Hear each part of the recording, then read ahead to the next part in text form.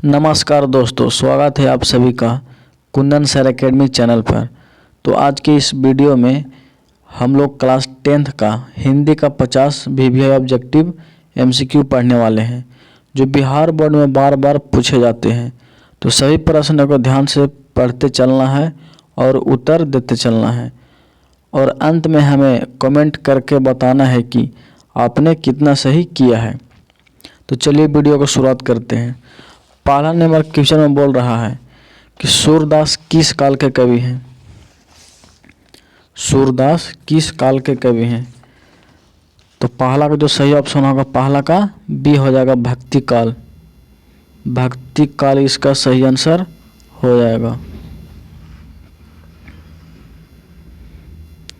दूसरा number question में बोल रहा है कि कबीर किस भक्ति धारा से जुड़े थे। कबीर किस भक्ति धारा से जुड़े थे?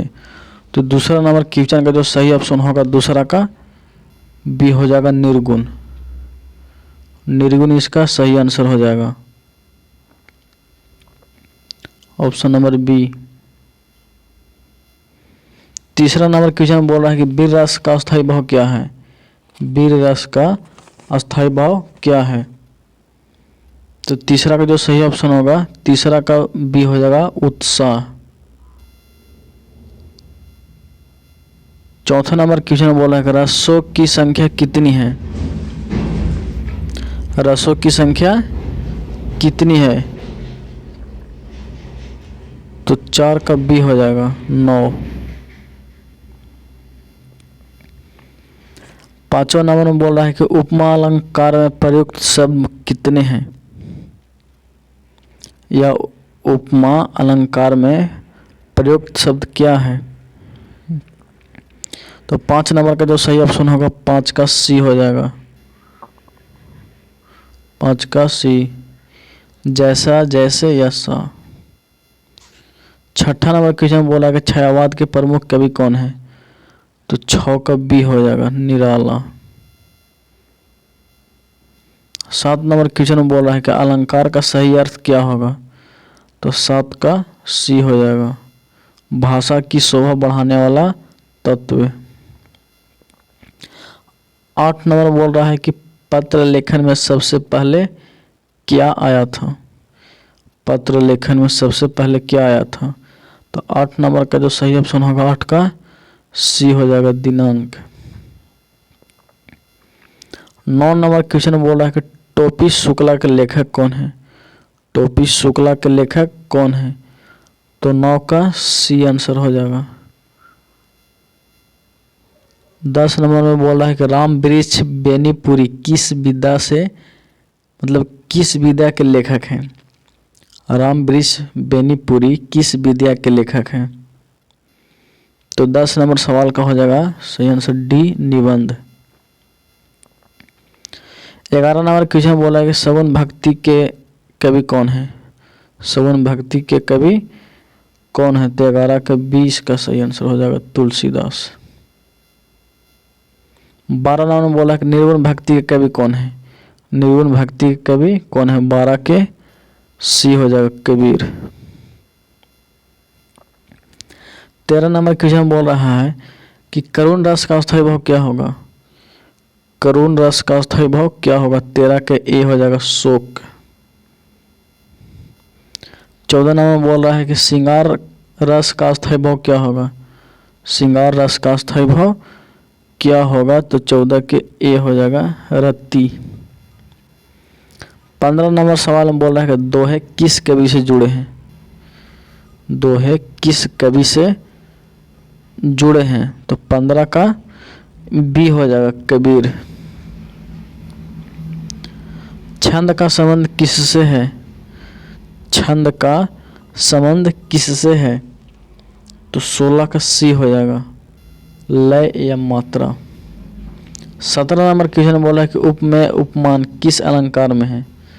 तो 17 नंबर का जो सही ऑप्शन होगा, 17 के बी हो जाएगा, उपमा।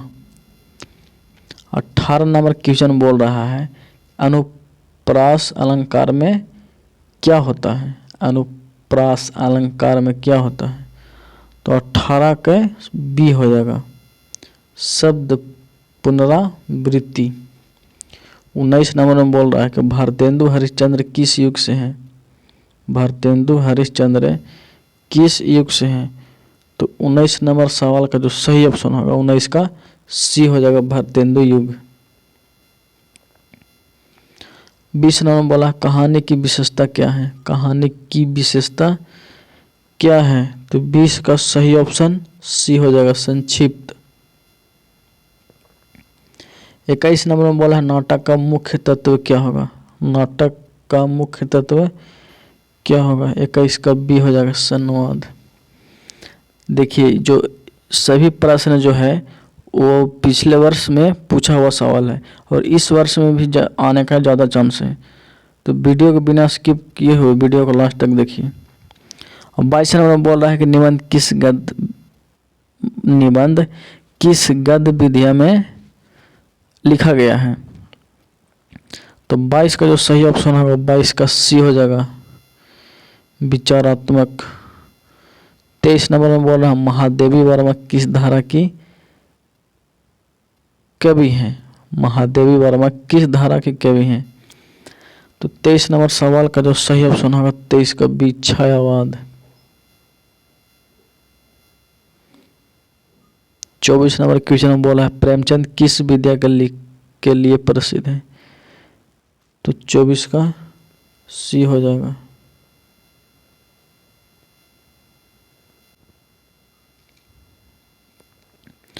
25 नंबर क्वेश्चन में बोल रहा है भय किस रस का भाव है। तो 25 नंबर का जो सही ऑप्शन होगा 25 का ए हो जाएगा, भयानक। 26 नंबर में बोला है हर्ष से रस का स्थायी भाव क्या होगा। हर्ष से रस का स्थायी भाव क्या होगा। तो 26 नंबर क्वेश्चन का ए हो जाएगा, हर्ष। 27 नंबर बोला है रौद्र रस का स्थायी भाव क्या होगा। रौद्र रस का अस्थायी भाव क्या होगा। तो 27 का ऑप्शन नंबर ए हो जाएगा, क्रोध। 28 नंबर क्वेश्चन बोल रहा है कि शांत रस का अस्थायी भाव क्या होगा। शांत रस का अस्थायी भाव क्या होगा। तो 28 का सही ऑप्शन 28 का ए हो जाएगा, निर्वेद। निर्वेद इसका सही आंसर होगा।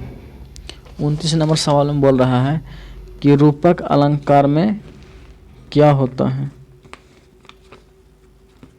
रूपक अलंकार में क्या होता है। तो 29 के सी हो जाएगा, अभेद। 29 का सी हो जाएगा, इसका आंसर अभेद। 30 नंबर में बोल रहा है यमक अलंकार में क्या होता है। यमक अलंकार में क्या होता है। तो 30 का सही ऑप्शन बी हो जाएगा, शब्द समान और अर्थ अलग अलग हो गया, भिन्न। 31 नंबर क्वेश्चन बोला है सूर सागर का रचयिता कौन है। सूर सागर का रचयिता कौन है। तो 31 का बी हो जाएगा, 31 का बी सही आंसर, सूरदास। 32 नंबर बोला रामचरितमानस का रचयिता कौन है। तो तुलसीदास। 33 नंबर में बोल रहा है कि मीरा किसकी भक्त थी। मीरा किसकी भक्त थी। तो 33 का जो सही ऑप्शन होगा 33 का सी हो जाएगा, कृष्ण का। 34 नंबर सवाल बोल रहा है कविता का मूल तत्व क्या होता है। कविता का मूल तत्व क्या होता है। 34 का बी इसका सही आंसर होगा, भाव। 35 नंबर क्वेश्चन बोल रहा है कि निराला किस युग के कवि हैं। निराला किस युग के कवि हैं। तो 35 का ए हो जाएगा, छायावाद का। 36 नंबर सवाल बोल रहा है गद्य का अर्थ क्या होता है। गद्य का अर्थ क्या होता है। तो 36 का सी आंसर हो जाएगा, बिना छंद। 37 नंबर सवाल बोल रहा है कि पद का अर्थ क्या होता है। तो पद का अर्थ क्या होता है। 37 नंबर सवाल का सही ऑप्शन बी, छंदबद्ध। 38 नंबर सवाल में बोल रहा है कि संवाद का प्रयोग अधिकतम क्या होता है। संवाद का प्रयोग अधिक क्या होता है। तो 38 नंबर सवाल का जो सही ऑप्शन होगा 38 का सी, नाटक। 39 नंबर क्वेश्चन बोल रहा है देशभक्ति किस रस से है, देशभक्ति किस रस से है, तो इसका सही ऑप्शन होगा वीर रस। 39 का ए इसका सही आंसर होगा। 40 नंबर सवाल बोल रहा है कि दया किस रस का भाव है, दया। तो 40 नंबर सवाल का जो सही ऑप्शन होगा 40 का ए हो जाएगा, करुण। 41 नंबर सवाल में बोल रहा है उत्साह किस रस का,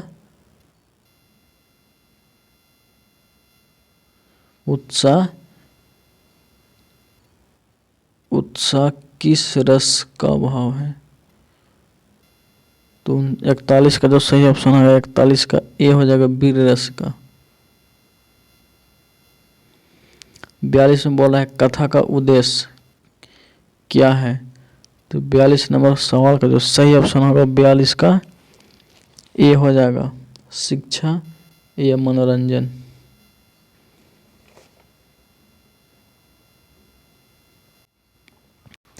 43 नंबर क्वेश्चन बोल रहा है कि निबंध में लेखक रखता है, निबंध में लेखक रखता है, तो 43 का सी हो जाएगा, विचार रखता है। निबंध में लेखक क्या रखता है, तो विचार रखता है। 44 नंबर सवाल बोल रहा है कि अलंकार कितने प्रकार के होते हैं, अलंकार कितने प्रकार के होते हैं, 44 का ए हो जाएगा, 2 प्रकार के। 45 नंबर क्वेश्चन बोल रहा है कि शब्दालंकार का उदाहरण क्या है, शब्दालंकार का उदाहरण क्या है, तो 45 का सी आंसर हो जाएगा, अनुप्रास। तो 45 ऑब्जेक्टिव क्वेश्चन हम लोग पढ़े हैं। 5 और ऑब्जेक्टिव क्वेश्चन जो AW है और इसका आंसर कमेंट में बताना है। 46 नंबर में बोला है कि अर्थालंकार का उदाहरण क्या होगा, तो इसका आंसर कमेंट में बताना है। 47 नंबर बोल रहा है कि भक्ति काल की भाषा क्या है, इसका भी आंसर कमेंट में बताना है। 48 नंबर में क्वेश्चन बोला है कि रिक्ति काल की विशेषता क्या होगा, इसका भी आंसर कमेंट में बताना है। 49 नंबर क्वेश्चन बोला है कि हिंदी की लिपि क्या होता है, रोमन, फारसी, देवनागरी, गुरुमुखी, तो इसका भी जो आंसर है कमेंट में बताना है कि क्या सही आंसर होगा।